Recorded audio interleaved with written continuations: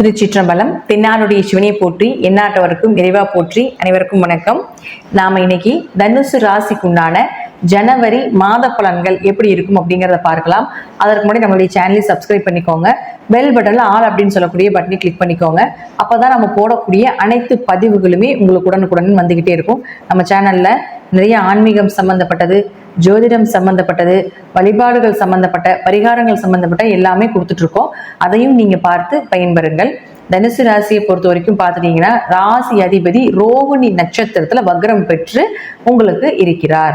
6ஆம் இடத்துல இருக்கும் பொழுது கடனோ நோயோ, நோய்க்கு செலவு பண்றதோ, மருத்துவ செலவுகளோ மீண்டும் மீண்டும் மீண்டும் ஏதோ ஒண்ணு வந்துகிட்டே இருக்கும் அப்படிங்கிற அமைப்பு உண்டு. ஒரு மன நிம்மதியோ, ஒரு சுகமே இல்லைங்க, உடம்பு மனசே நிம்மதியே இல்லைங்க, வீட்டுல பிரச்சனை, வேலையில பிரச்சனை, எங்க போனாலும் இந்த தனுசு ராசிக்கு மட்டும் இப்படியே தான் இருக்குமா, ஏழரை சனி முடிந்தாலும் எங்களுக்கு நிம்மதி இல்லைங்க அப்படின்னு சொல்லக்கூடிய ஒரு அமைப்பு தான் தனுசு ராசிக்கு இந்த காலகட்டங்கள் நடக்கக்கூடிய ஒரு விஷயம்.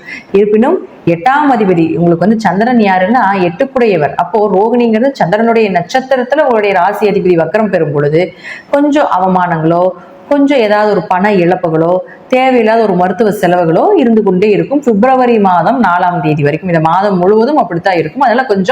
அதெல்லாம் உடல்நிலையில கொஞ்சம் கவனம் செலுத்தி பார்த்துக்கோங்க அப்படிங்கிறது தான் உண்மை. அடுத்தது பாருங்க, உங்களுக்கு சுக்கிரன், அது மட்டும் பாருங்க, உங்களுடைய ராசிக்கு சுக்கிரன் யாருன்னா 6 மற்றும் 11ஆம் அதிபதி. இந்த சுக்கிரன் அப்படின்னு சொல்லக்கூடியவர் 2 மற்றும் 3ஆம் அதிபதியாக இருக்கக்கூடிய சனி பகவானோட சேர்ந்து 3ஆம் இடத்துல பிரவேசம் செய்கிறார் இந்த மாதம் முழுவதும். பொதுவா 3குடையவர் 3ல இருந்தா கடுமையா முயற்சி பண்ணி ஜெயிக்கிறது அப்படிங்கிறது ஒரு உண்மை. அதே போல பண வரவு ஏதாவது ஒரு வழியில வந்துடும், பணத்துக்காக கடுமையா முயற்சி செய்வாங்க. அதுவும் ஒரு முறைக்கு பல முறை செய்தாதான் அது வரும் அப்படிங்கிற அமைப்பு தான் அந்த சனி பகவானுடைய அமைப்பு. 2, 3குடையவர்.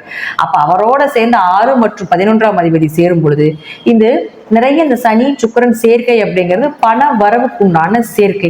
அப்போ உங்களுக்கு 6ஆம் அதிபதியும் 11ஆம் அதிபதியோட சேர்க்கை அப்படிங்கிறது, இந்த காம்பினேஷன் அப்படிங்கிறது கடனும் வரும், விரயங்களும் உண்டு, லாபமும் வரும், செலவுகளும் உண்டு.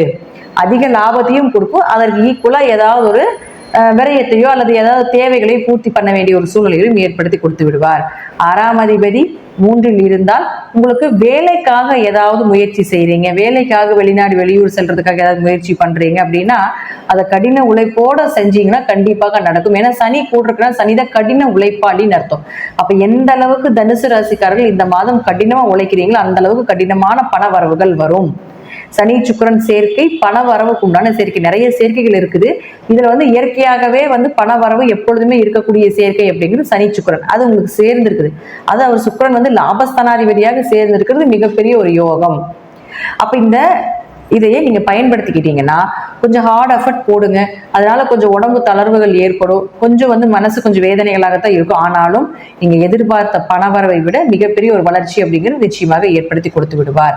அடுத்தது செவ்வாய். இந்த செவ்வாய் அப்படின்னு சொல்லக்கூடியவர் யாருன்னு பாத்தீங்கன்னா 5 மற்றும் 12ஆம் அதிபதி.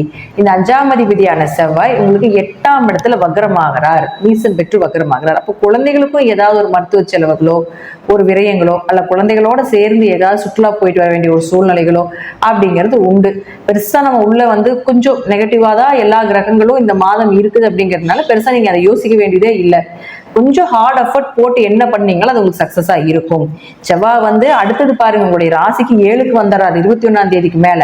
அப்ப 5குடையவர் 7க்கு போயிடுற ஒரு 20ஆம் தேதி வரைக்கும் மட்டும்தான் உங்களுக்கு நிறைய ப்ராப்ளம் வருமே தவிர 21ஆம் தேதிக்கு மேல 5, 7 தொடர்புகள் எல்லாமே பண வரவு, திருமண வரன், குழந்தைகள்னால பெருமை அடையக்கூடியது, வீட்டுல குழந்தை ஏதாவது மழலை சத்தங்கள் கேட்பது, திடீர் அதிர்ஷ்டங்கள், குல தெய்வத்தினுடைய அனுகிரகம், எதிர்பார்த்த திருமண வரன் அமையிறது, நீங்க எந்த இடத்துல எதிர்பார்க்கிறீங்களோ அதோட நல்ல வரனா அமையிறது, இதெல்லாமே நிச்சயமாக ஏற்படுத்தி கொடுப்பார். அதே போல உங்க குழந்தைகளுக்கு ஏதாவது திருமண வரன்களையும் ஏற்படுத்தி கொடுப்பதற்குண்டான வாய்ப்புகளும் உண்டு அப்படிங்கிறது 21ஆம் தேதிக்கு மேல. அப்போ உங்களுடைய பிளானிங் எல்லாமே நீங்க 21ஆம் தேதிக்கு மேலதான் வச்சுக்கணும். 20ஆம் தேதி வரைக்கும் கொஞ்சம் பொறுமையா என்ன இருக்குதோ அது வந்து கடினமான உழைப்பை போட்டு அதில் சம்பாதிக்கிறதுக்கு உண்டான வாய்ப்புகளோ, அதுல வந்து எப்படி சேர்த்தலாம் அப்படிங்கிற வாய்ப்புகளை மட்டும் நீங்க எடுத்துட்டு 21ஆம் தேதிக்கு மேல உங்களுடைய சந்தோஷம், உங்களுடைய பிளானிங், உங்களுடைய சுற்றுலா, குடும்ப தேவைகள் இதெல்லாமே வந்து 21ஆம் தேதிக்கு மேல நீங்க வைத்துக் கொள்ளும் பொழுது அது சக்சஸா இருக்கும் அப்படிங்கிறதா உண்மை. அடுத்தது சூரியன். இந்த சூரியன் அப்படின்னு சொல்லக்கூடிய பாத்தீங்கன்னா 9ஆம் அதிபதி. இந்த 9ஆம் அதிபதியான சூரியன் உங்க ராசியிலே இருக்கிறார். அப்போ எவ்வளவுதான் பிரச்சனைகள் வந்தாலும் தெய்வத்தினுடைய அனுகிரகம் உங்களுக்கு உண்டு 14ஆம் தேதி வரைக்கும். அடுத்தது பாருங்க, 14ஆம் தேதிக்கு மேல 2ஆம் வீட்டுக்கு போவார். அப்போ 2வது வீட்டுக்கு போறப்போ பண வரவு, பூர்வீக சொத்துல ஏதாவது பண வரவு வர்றது, அப்பா மூலமாக உதவிகள் கிடைப்பது, உயர்கல்வி படிப்பதற்குண்டான நோக்கங்கள், அதுல நல்ல பெயர் புகழ் எடுப்பது, உங்களுடைய பேச்சுக்கு ஒரு மரியாதை கிடைப்பது, இதெல்லாமே உங்களுக்கு பார்த்துட்டீங்கன்னா புதன் உங்களுக்கு சூரியன் 14ஆம் தேதிக்கு மேல போனதுக்கு அப்புறம் நிச்சயமாக நடக்கும் அப்படிங்கிறதுல மாற்றம் கிடையாது. ஏன்னா புதனும் கூட சேர்ந்து இருக்கார். புதன் யாருன்னா உங்க ராசிக்கு 7 மற்றும் 10ஆம் அதிபதி. அப்ப 7 மற்றும் 10ஆம் அதிபதியான புதன் உங்களுக்கு இதே இடத்துல 24ஆம் தேதி வரைக்கும் இருப்பார். அப்ப கேந்திராதிபதி கேந்திரத்தில் இருக்கும் பொழுது திருமண வரன், தொழில் வளர்ச்சி, தொழில் மாற்றங்கள், தொழில இன்னும் கொஞ்சம் ஏதாவது பொருட்கள் போட்டு அதிகப்படுத்துறது, விரிவுபடுத்துறது, தொழில ஒரு பிரபலம் ஆகிறது, இது எல்லாமே அந்த 20 நாட்கள்ல ஒரு வளர்ச்சி நிச்சயமாக ஏற்படுத்தி கொடுக்கும். ஒரு பகுதி ஒரு 50% உடல் உழைப்பு, அதே போல மருத்துவ செலவுகள், நோய் தொந்தரவுகள் இருந்தாலும் ஒரு 50% தொழில் வளர்ச்சி, வருமானம், இதெல்லாமே ஒரு 15ஆம் தேதிக்கு மேல எதிர்பார்க்கலாம்.